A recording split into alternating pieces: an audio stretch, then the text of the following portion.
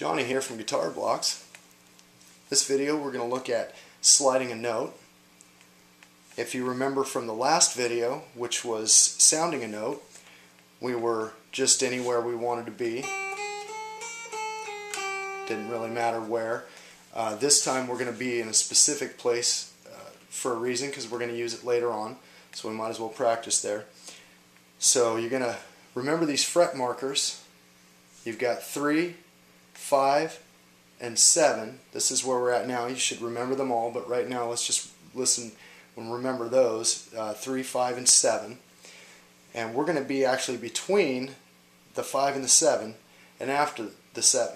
So we're going to be in 6 and 8. So these are the frets that we're in. We're going to be using the last two strings here, the B and the high E string.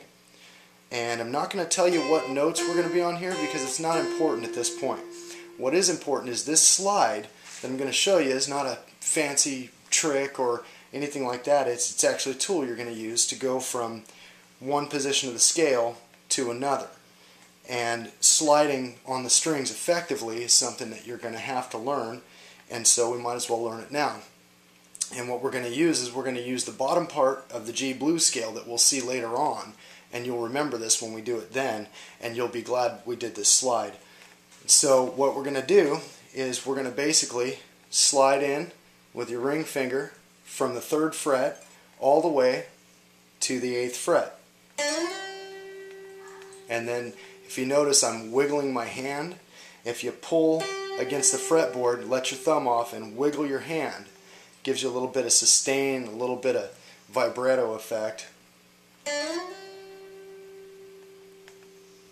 So what we're going to do, and then we're going to come down to the 6th fret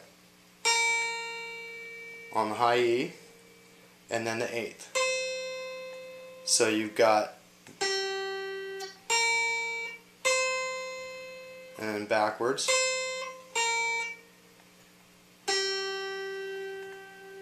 So let's try it.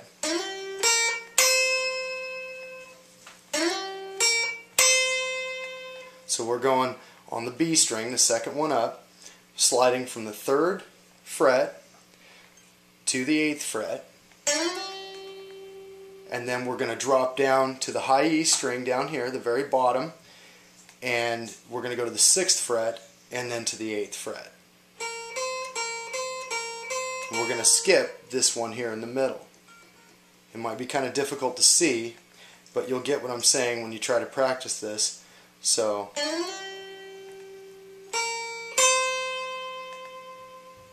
and then when we do the G blues scale, you're actually going to add a note here at the 9th fret, and that'll be your blue note.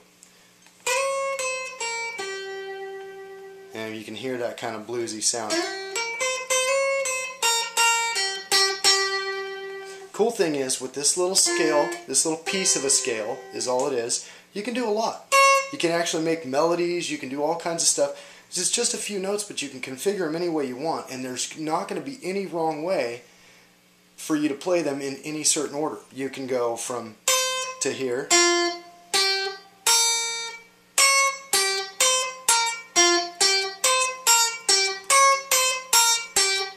any way that you play them is going to sound right because all those notes go together. So again, let's review. The slide is going to go, we're going to use your ring finger.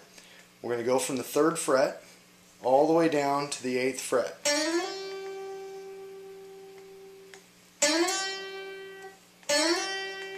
And we won't always be sliding that far, but you know, when you're playing some blues and you're jamming, something like that, you're going to want to slide in.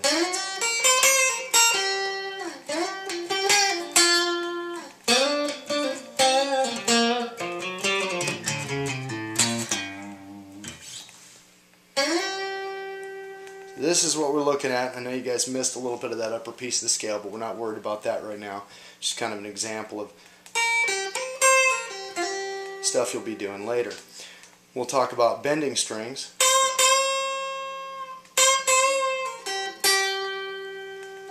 And you're going to try to bend them. The idea is to try to bend them to the next note. Either a half a step up, which is 1 fret, or 2 steps up, which is, or 1 whole step up, sorry, which is 2 frets. So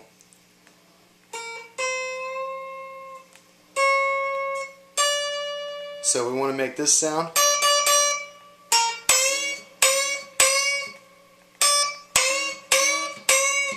Or this sound.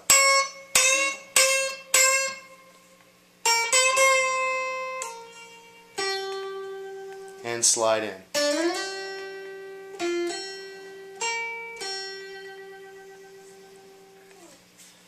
And that's it for sliding a note.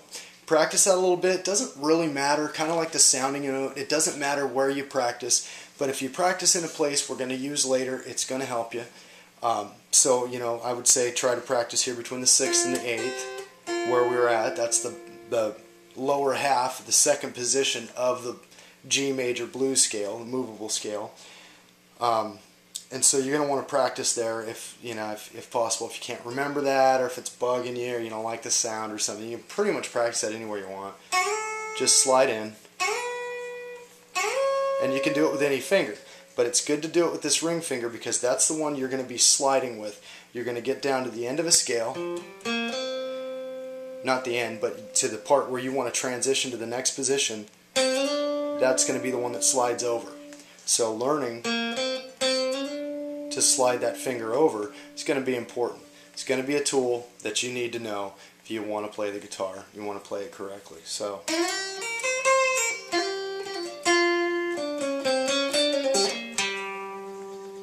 Alright, thanks for watching.